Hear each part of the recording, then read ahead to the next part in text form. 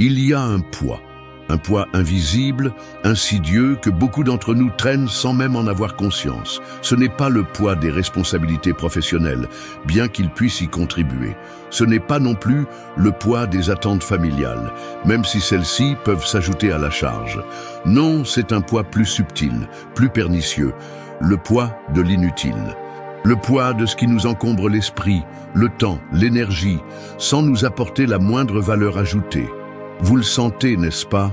Cette sensation diffuse d'être constamment débordé, submergé, comme si vous tentiez de nager contre un courant incessant. Vous vous efforcez, vous luttez, mais vous avez l'impression de ne jamais avancer. Pire, vous avez l'impression de vous enfoncer. Et la vérité, c'est que vous vous enfoncez précisément à cause de ce poids inutile que vous portez. Imaginez un instant un alpiniste préparant son ascension. Il choisit méticuleusement chaque pièce d'équipement, en privilégiant la légèreté et l'efficacité. Il élimine tout ce qui n'est pas absolument essentiel, car il sait que chaque gramme supplémentaire peut faire la différence entre le succès et l'échec, voire entre la vie et la mort. Nous devrions aborder notre vie de la même manière. Nous sommes constamment bombardés d'informations, de sollicitations, d'obligations. Les réseaux sociaux nous happent, les notifications nous interrompent, les conversations inutiles nous vident de notre énergie. Nous nous laissons distraire, influencer, manipuler. Nous nous attachons à des possessions matérielles qui nous encombrent plus qu'elles ne nous rendent heureux. Nous entretenons des relations toxiques qui nous minent le moral. Alors, comment se débarrasser de ce poids inutile? Comment alléger notre vie pour pouvoir enfin respirer, avancer et atteindre nos objectifs? La réponse n'est pas simple, mais elle est accessible. Elle réside dans une prise de conscience, une volonté de changement et une discipline quotidienne. Il s'agit d'apprendre à identifier ce qui nous nuit, à nous en détacher et à cultiver ce qui nous nourrit. Ce n'est pas un processus facile. Il faut du courage pour remettre en question nos habitudes, nos croyances, nos relations. Il faut de la détermination pour résister aux pressions extérieures, pour dire non, pour se protéger. Mais le jeu en vaut la chandelle. Car une vie allégée est une vie plus riche, plus épanouissante, plus alignée avec nos valeurs et nos aspirations. Ne vous attendez pas à une transformation instantanée. C'est un voyage, un cheminement progressif. Mais chaque petit pas compte. Chaque chose inutile que vous éliminez est une victoire. Chaque moment de clarté que vous gagnez est un pas de plus vers la liberté.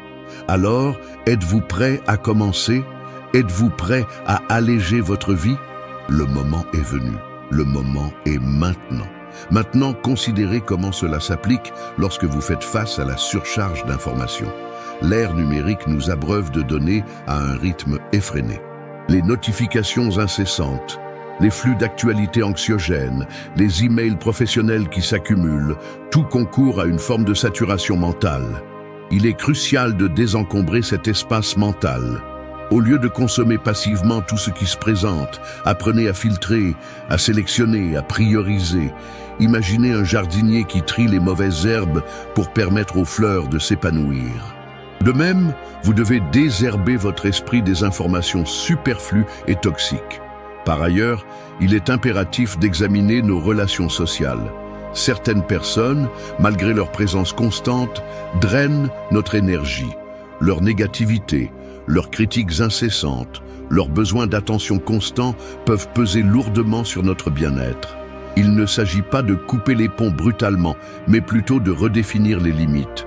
Considérez par exemple un vieux fauteuil usé. Il a peut-être été confortable autrefois, mais aujourd'hui, il ne fait que prendre de la place et vous rappelle constamment son état délabré. Parfois, il est préférable de s'en séparer, même avec un pincement au cœur, pour faire place à quelque chose de plus sain et de plus adapté. De même, prenez du recul par rapport aux relations qui vous épuisent et privilégiez celles qui vous nourrissent. En outre, il est essentiel de se pencher sur nos engagements. Nous avons souvent tendance à nous surcharger d'activités, par peur de manquer une opportunité ou par désir de plaire aux autres. Mais chaque engagement pris est une promesse faite, une part de notre temps et de notre énergie investie. Il est donc crucial de choisir judicieusement où nous investissons nos ressources. Pensez à un chef d'orchestre qui doit décider quels instruments il va mettre en avant pour créer une harmonie parfaite. De même, vous devez choisir les engagements qui correspondent à vos valeurs et à vos priorités, et laisser de côté ceux qui vous éloignent de votre chemin. De surcroît, il est important de se libérer du besoin de perfection. La quête de la perfection est un piège qui nous empêche de profiter du moment présent et nous conduit à une insatisfaction chronique. Acceptez que l'erreur fasse partie de l'apprentissage, que l'imperfection soit une source de beauté. Imaginez un potier qui façonne un vase. Il sait que chaque vase est unique, avec ses propres imperfections et ses propres qualités. Il ne cherche pas à créer un vase parfait, mais plutôt un vase authentique, qui reflète son savoir-faire et sa créativité. De même, vous devez accepter vos propres imperfections et vous concentrer sur vos forces. Finalement, il convient de se détacher de l'obsession du contrôle. Nous avons souvent l'illusion de pouvoir contrôler notre environnement, notre avenir, les actions des autres. Mais la réalité est que la vie est pleine d'imprévus et d'incertitudes. Apprendre à lâcher prise, à accepter ce que nous ne pouvons pas changer, est une source de sérénité et de liberté. Considérez un voilier naviguant sur l'océan. Le capitaine ne peut pas contrôler le vent ou les vagues, mais il peut ajuster les voiles pour naviguer au mieux. De même, vous devez apprendre à vous adapter aux circonstances et à naviguer avec souplesse dans les eaux tumultueuses de la vie. À présent, songez à l'importance de désencombrer votre espace physique. Il est facile de laisser les objets s'accumuler, de s'attacher à des choses matérielles qui, au fil du temps, finissent par nous étouffer. Un bureau encombré, une maison désordonnée, une armoire débordante. Tout cela contribue à un sentiment de chaos et de confusion. En désencombrant votre environnement, vous désencombrez également votre esprit. Imaginez un artiste qui prépare sa toile. Avant de commencer à peindre, il s'assure que son espace de travail est propre et ordonné, afin de pouvoir se concentrer pleinement sur sa création. De même, vous devez créer un environnement qui favorise la clarté et la concentration. Parallèlement, il est indispensable de reconsidérer la manière dont nous gérons notre temps. Le temps est une ressource précieuse et il est facile de le gaspiller en activités inutiles ou improductives. Les distractions numériques, les réunions interminables, les tâches répétitives, tout cela nous vole des heures précieuses que nous pourrions consacrer à des activités plus enrichissantes. Il s'agit donc d'apprendre à optimiser notre emploi du temps, à déléguer ce qui peut l'être et à dire non aux sollicitations qui ne correspondent pas à nos priorités. Pensez à un jardinier qui taille ses plantes. Il élimine les branches mortes et les feuilles fanées pour permettre à la plante de grandir et de s'épanouir. De même, vous devez éliminer les activités qui vous empêchent d'atteindre votre plein potentiel. D'autre part, il est crucial d'examiner nos schémas de pensée. Nous avons tous des pensées négatives ou limitantes qui nous empêchent d'avancer. Ces pensées peuvent être liées à notre passé, à nos peurs ou à nos croyances. Il est donc important de les identifier, de les remettre en question et de les remplacer par des pensées plus positives et constructives. Imaginez un sculpteur qui travaille la pierre. Il doit d'abord enlever les morceaux inutiles pour révéler la forme qui se cache à l'intérieur. De même, vous devez enlever les pensées négatives qui vous empêchent de réaliser votre potentiel. Qui plus est, il convient de se libérer du besoin d'approbation des autres.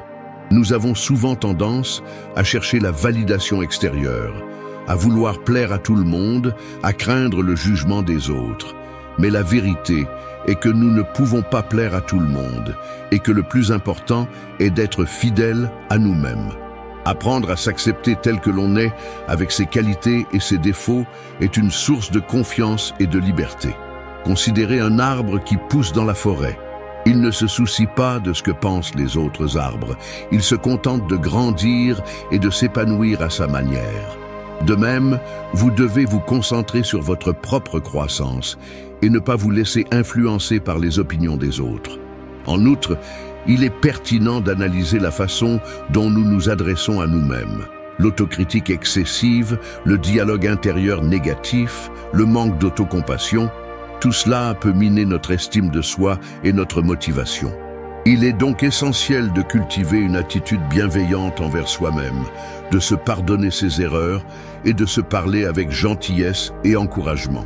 Imaginez un parent qui parle à son enfant. Il l'encourage, le soutient et lui rappelle ses qualités. De même, vous devez vous traiter avec le même respect et la même compassion. Par conséquent, il est judicieux de considérer les habitudes que l'on peut abandonner. Grignoter entre les repas, procrastiner, se plaindre constamment, autant d'habitudes qui peuvent nuire à notre bien-être physique et mental. Il s'agit donc de les identifier, de comprendre leurs causes et de mettre en place des stratégies pour les remplacer par des habitudes plus saines et positives. Pensez à un athlète qui s'entraîne. Il élimine les mauvaises habitudes qui pourraient nuire à sa performance et les remplace par des habitudes qui l'aident à atteindre ses objectifs. De même, vous devez cultiver des habitudes qui vous permettent de vous sentir mieux et d'être plus performant. Penchons-nous à présent sur l'art de se défaire des attentes irréalistes, un fardeau particulièrement pesant à l'ère de l'hyper-performance. La société actuelle, avec ses vitrines scintillantes de succès instantanés et ses récits édifiants, souvent embellis de parcours sans embûches, nous inculque une vision déformée de la réalité. Nous nous fixons des objectifs inatteignables, alimentés par une comparaison constante avec des normes idéalisées, et nous nous condamnons à une frustration perpétuelle. Imaginez un vigneron qui, au lieu de s'adapter aux caprices du climat et de choyer ses vignes, exigerait une récolte miraculeuse chaque année, quelles que soient les conditions. Il s'épuiserait en vaines tentatives et finirait par compromettre la qualité de son vin. De même, il est impératif de cultiver une perspective plus réaliste et bienveillante envers soi-même. Cela dit, se départir de ces chimères ne signifie pas renoncer à toute ambition. Il s'agit plutôt de recalibrer nos aspirations, de les ancrer dans le concret et de les assortir d'une dose saine de flexibilité. Au lieu de viser la perfection absolue, efforçons-nous d'atteindre l'excellence, en reconnaissant que le chemin est rarement linéaire et que les erreurs font partie intégrante du processus.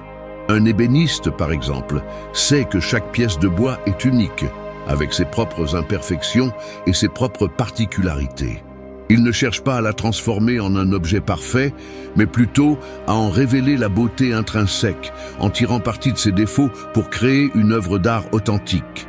De même, apprenons à apprécier nos propres singularités et à transformer nos faiblesses en force. Qui plus est, il est essentiel de se libérer de la tyrannie du devoir.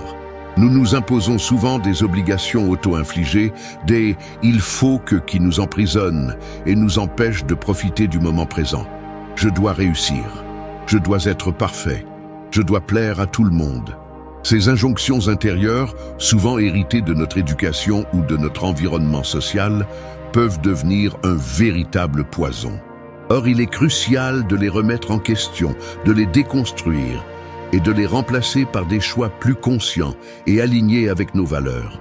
Imaginez un funambule qui, au lieu de se concentrer sur son équilibre et son objectif, serait paralysé par la peur de tomber et les attentes du public.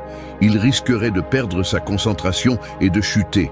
De même, il est impératif de se recentrer sur ce qui compte vraiment pour nous et de se libérer du poids des obligations inutiles. Par ailleurs, il est important de se détacher de l'identification excessive à nos possessions matérielles. Dans une société de consommation où l'on nous incite constamment à acquérir de nouveaux biens, il est facile de tomber dans le piège de l'accumulation. Nous nous définissons par ce que nous possédons et nous nous sentons incomplets tant que nous n'avons pas acquis le dernier gadget à la mode. Pourtant, la véritable richesse réside dans les expériences que nous vivons, les relations que nous entretenons et les valeurs que nous incarnons. Un collectionneur d'art, par exemple, peut être tellement obsédé par l'acquisition de nouvelles œuvres qu'il en oublie d'apprécier celles qu'il possède déjà. Il risque de passer à côté de la beauté et de l'émotion qu'elles peuvent lui procurer. De même, il est essentiel de se détacher de l'attachement excessif aux biens matériels, et de se concentrer sur ce qui nous apporte une satisfaction durable. Dans cette optique, il est judicieux d'abandonner la rumination du passé. Ressasser les erreurs, les regrets et les occasions manquées est une source d'anxiété et de tristesse. Le passé est révolu et il est impossible de le changer. Il est donc plus constructif de se concentrer sur le présent et de construire un avenir meilleur. Un navigateur, par exemple, ne peut pas changer la direction du vent, mais il peut ajuster ses voiles pour atteindre sa destination. De même, il est impératif d'accepter le passé tel qu'il est, d'en tirer les leçons nécessaires et de se tourner vers l'avenir avec optimisme. Finalement, il est sage de renoncer à vouloir avoir toujours raison. L'obstination, l'entêtement et le refus d'admettre ses erreurs peuvent nuire à nos relations et nous empêcher de progresser. Il est important d'être ouvert à la critique, d'écouter les opinions des autres et d'être prêt à remettre en question nos propres convictions. Un scientifique, par exemple, sait que ses théories sont toujours susceptibles d'être réfutées par de nouvelles découvertes. Il est donc constamment à l'affût de nouvelles informations et prêt à modifier ses conclusions si nécessaire. De même, il est essentiel de cultiver l'humilité intellectuelle et d'accepter que nous ne savons pas tout.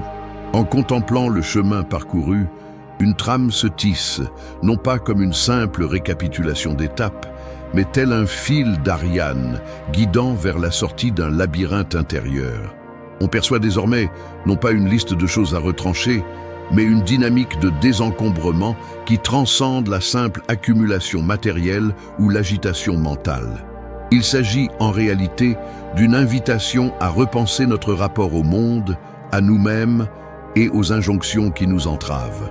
L'allègement dont il est question ne se résume pas à une simple purge, mais s'apparente davantage à une mue, une transformation profonde qui nous permet de nous dépouiller des peaux mortes de nos illusions et de nos attachements superflus. Ce n'est pas une question de négation mais d'affirmation, affirmer ce qui est essentiel, ce qui nous nourrit véritablement, ce qui résonne avec notre être profond. Comme un sculpteur qui, au fil de son travail, révèle la forme latente dans le bloc de marbre, nous sommes appelés à dégager notre véritable essence des couches successives d'expectation et de conditionnement. Ainsi, le désencombrement devient une discipline, une pratique quotidienne qui nous invite à un examen de conscience permanent. Ce n'est pas un acte ponctuel, mais un processus continu, une vigilance constante pour éviter que l'inutile ne reprenne ses droits. Tel un jardinier qui veille sur son potager, nous devons arracher les mauvaises herbes avant qu'elles n'étouffent les jeunes pousses. Cette vigilance requiert une attention soutenue, une capacité à discerner ce qui est bénéfique de ce qui est nuisible, ce qui nous rapproche de notre objectif, de ce qui nous en éloigne. Cette démarche, loin d'être un repli sur soi, ouvre au contraire la voie à une plus grande liberté, à une plus grande disponibilité pour les autres et pour le monde.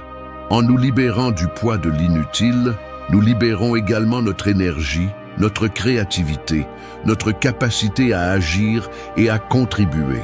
Comme un cours d'eau qui, débarrassé de ses obstacles, retrouve son cours naturel et irrigue la plaine. Nous pouvons alors déployer notre plein potentiel et exercer une influence positive sur notre environnement. Il ne s'agit donc pas de viser un idéal ascétique ou une perfection inatteignable, mais plutôt de cultiver un art de vivre qui privilégie la simplicité, l'authenticité et l'harmonie. Un art de vivre qui nous permet de nous sentir plus légers, plus libres et plus alignés avec nos valeurs profondes. C'est une invitation à redéfinir notre définition du succès, non pas en termes d'accumulation matérielle ou de reconnaissance sociale, mais en termes de bien-être intérieur et de contribution significative. En se préparant à la conclusion de cette exploration, il devient clair que l'objectif n'est pas de fournir une liste exhaustive de solutions, mais d'inspirer un changement de perspective, un nouveau regard sur notre vie et sur les choix que nous faisons. Un regard qui nous permet de discerner ce qui est essentiel de ce qui est superflu, ce qui nous nourrit de ce qui nous vide, ce qui nous libère de ce qui nous emprisonne. C'est un appel à l'action, une invitation à passer à l'étape suivante, à mettre en pratique les enseignements tirés de cette réflexion et à commencer dès aujourd'hui à alléger notre vie. Il ne s'agit pas, en définitive, de transformer notre existence en une austère retraite monacale, dépouillée de toute joie et de tout plaisir. L'allègement dont nous parlons n'est point synonyme de privation, mais bien d'épuration. Il ne consiste pas à renoncer au monde, mais à le vivre avec plus de conscience, plus d'intensité, plus de discernement. C'est un art de choisir, un art de privilégier, un art de savourer l'essentiel sans se laisser distraire par le superflu. Imaginez un peintre qui, après avoir esquissé son œuvre, se recule pour en contempler l'ensemble. Il distingue alors les traits essentiels de ceux qui alourdissent la composition, les couleurs qui vibrent de celles qui ternissent l'harmonie. Il ajuste, il affine, il épure, jusqu'à ce que l'œuvre révèle sa pleine expression. De même, nous sommes appelés à prendre du recul par rapport à notre propre vie, à identifier ce qui la nourrit et ce qui la dessèche, et à agir en conséquence. Ce processus d'allègement est intrinsèquement lié à une redéfinition de notre rapport au temps. Dans une société obsédée par la performance et la productivité, nous avons tendance à courir après le temps, à le fragmenter, à le gaspiller en activités inutiles. Or, la véritable richesse ne réside pas dans la quantité de temps dont nous disposons, mais dans la qualité des moments que nous vivons. Apprendre à ralentir, à savourer l'instant présent, à se connecter à la beauté du monde qui nous entoure, est une source de joie et d'épanouissement. Il s'agit en somme d'une invitation à cultiver une forme de sagesse pratique, une capacité à naviguer avec sérénité dans les eaux tumultueuses de l'existence. Une sagesse qui nous permet de faire face aux défis avec résilience, d'accepter les revers avec philosophie et de célébrer les joies avec gratitude. Une sagesse qui nous guide vers une vie plus authentique, plus riche et plus significative. Le véritable exercice commence maintenant. Non pas par des résolutions grandiloquentes et aussitôt oubliées, mais par de petits gestes concrets, accomplis avec régularité et intention. Un sourire offert, une parole bienveillante, un moment de silence, une promenade dans la nature. Autant de petites pierres qui, assemblées, édifient un chemin vers une vie plus légère et plus épanouissante. Que cette réflexion vous serve de boussole, vous guide dans vos choix et vous inspire à créer une vie qui vous ressemble, une vie où l'essentiel rayonne avec éclat. Le chemin est long, certes, mais chaque pas compte. Et le plus important, c'est de se souvenir que la véritable richesse se trouve non pas dans ce que nous possédons, mais dans ce que nous sommes.